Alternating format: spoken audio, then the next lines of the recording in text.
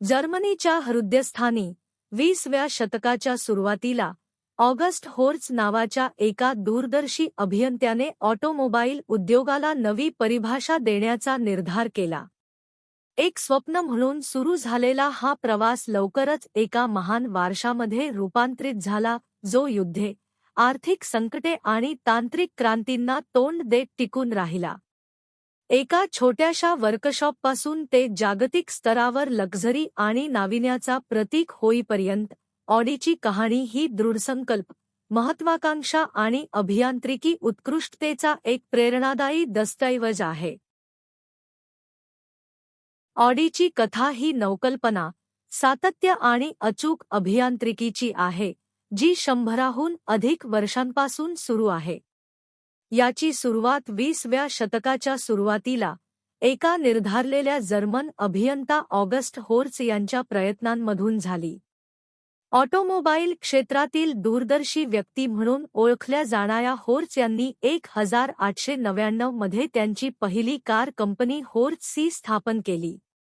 मात्र बोर्डाशी झालेल्या मतभेदांमुळे 1909 मध्ये त्यांना कंपनी सोडावी लागली. पण त्यांनी हार मानली नाही. त्यांनी लगेचच नवीन कंपनी सुरू केली, पण त्यासमोर एक अडचण उभी राहिली. होर्च हे नाव आधीच ट्रेडमार्क झालेले होते, त्यामुळे त्यांना नवीन नाव शोधावे लागले. ऑडी नावाची उत्पत्ती 1910 यावर उपाय अनपेक्षित ठिकाणाहून मिळाला. मित्रांसोबत चर्चा करताना त्यांच्या व्यावसायिक भागीदाराच्या मुलाने, जो लॅटिन भाषा शिकत होता, एक कल्पना सुचवली. होर्च, जर्मनमध्ये ऐका, याचे लॅटिन भाषांतर म्हणजे आवडी. अशा प्रकारे आवडी ऑटोमोबिलवर्क या कंपनीची 1910 मध्ये स्थापना झाली. प्रारंभिक वर्षे 1910-1932. ऑडीने लवकरच उत्कृष्ट अभियांत्रिकीसाठी प्रसिद्धी मिळवली आणि उच्च प्रदर्शन क्षमतेच्या कार तयार करण्यास सुरुवात केली. 1911 मध्ये आऊडी टाईप सीने ऑस्ट्रियन अल्पाईन रॅली जिंकून टिकाऊपणा आणि वेग सिद्ध केला. मात्र 1920 आणि 1930 च्या दशकात आर्थिक मंदीमुळे ऑटोमोबाईल उद्योग अडचणीत सापडला. अनेक कंपन्या दिवाळखोरीत गेल्या. टिकून राहण्यासाठी ऑडीने 1932 मध्ये 3 इतर कंपन्यांसोबत विलिनीकरण केले, होर्च आणि वानरर. याच विलिनीकरणातून ऑटो युनियन अस्तित्वात आला आणि आजही ओळखले जाणारे 4 आंतरजोडलेले वर्तुळे हे चिन्ह तयार झाले. द्वितीय महायुद्ध आणि पुनरुत्थान 1933-1960. द्वितीय महायुद्धादरम्यान ऑटो युनियनने लष्करी वाहने तयार करण्यास सुरुवात केली.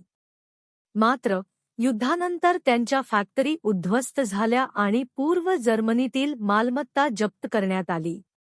कंपनी जवळजवळ नष्ट झाली होती. पण 1949 मध्ये ऑटो युनियन वेस्ट जर्मनीत पुन्हा उभा राहिला आणि कंपनीने ब्रंड अंतर्गत लहान, इंधनकार्यक्षम कार तयार करण्यावर लक्ष केंद्रित केले. 1960 च्या दशकात जर्मन अर्थव्यवस्था वेगाने वाढू लागली आणि ऑटो युनियनने पुन्हा लक्झरी कार निर्मितीकडे वळण्याचा निर्णय घेतला. 1965 मध्ये व्हॉल्क्सवॅगनने ऑटो युनियनमध्ये मोठा हिस्सा घेतला आणि आऊडी ब्रँडला पुन्हा पुनरुज्जीवित केले. आधुनिक ऑडीचा जन्म 1970s ते 1990s. 1968 मध्ये आऊडी 100 बाजारात आला आणि ऑडी पुन्हा नावारूपाला आला. पण खरी क्रांती 1980 मध्ये घडली जेव्हा आऊडी क्वाट्रो लॉन्च झाला. क्वाट्रो ही ऑल व्हील ड्राईव्ह प्रणाली असलेली पहिली प्रवासी कार होती. याने रॅली स्पर्धांमध्ये प्रभुत्व मिळवले आणि ऑडीला उच्च कार्यक्षमता अभियांत्रिकीमध्ये आघाडीवर नेले. 1980 आणि 1990 च्या दशकात आऊडी 80 आणि आऊडी 90 यांसारख्या लक्झरी सेडान कार बाजारात आल्या. त्याचबरोबर ग्लोनायझर बॉडी संरक्षण, टर्बोचार्ज्ड इंजिन आणि अल्युमिनियम स्पेस फ्रेम यांसारख्या तंत्रज्ञानाच्या बाबतीत ऑडीने नवीन क्रांती घडवली. 21वे शतक, नवकल्पना आणि विद्युतीकरण.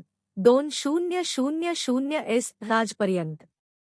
2000च्या दशकात ऑडीने स्वतःला BMW आणि मर्सिडीज बेन्झ सोबत लक्झरी कार क्षेत्रातील प्रमुख स्पर्धक म्हणून सिद्ध केले.